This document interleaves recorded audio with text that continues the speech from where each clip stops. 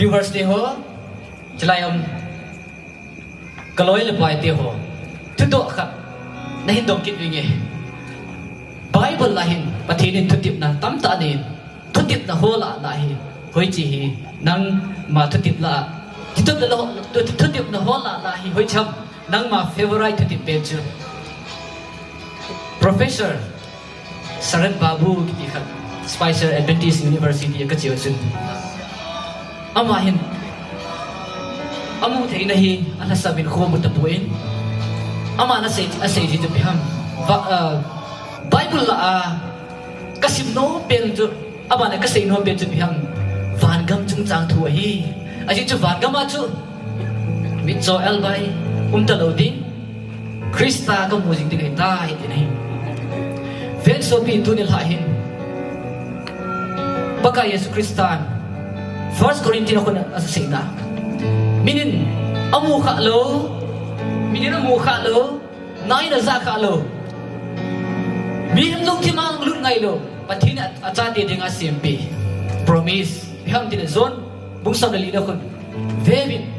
namo dinga mun siama ka chi ding hi dunia incident du khana no bu kha alo chen ni nei kha hi ale du kha min ben Kristan na nga ding ni lo pi ta simin hi tupon bung sam ni la khana kun zonin van thale le ta amuin dilachen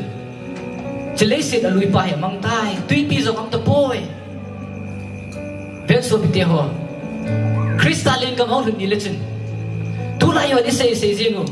Korintin ki thong ta lo de hi na lockdown ki thong ta lo de hi social distancing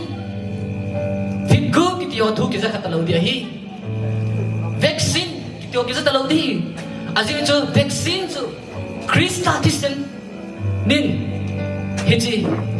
sin virus ton sin na hit chu atha de tan coronavirus ndalo de hi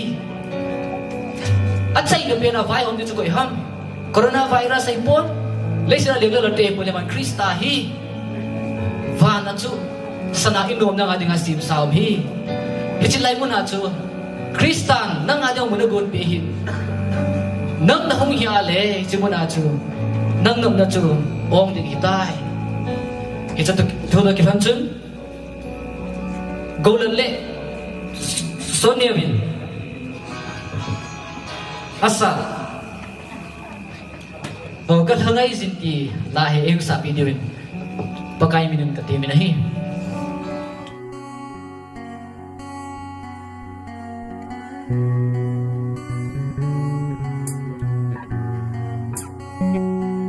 ka thangai jin na panin nom su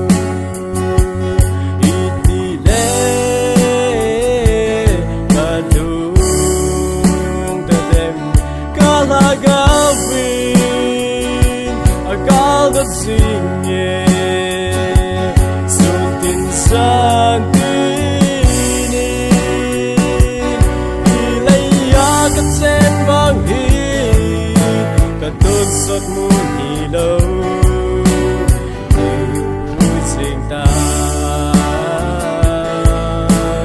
nai no ma di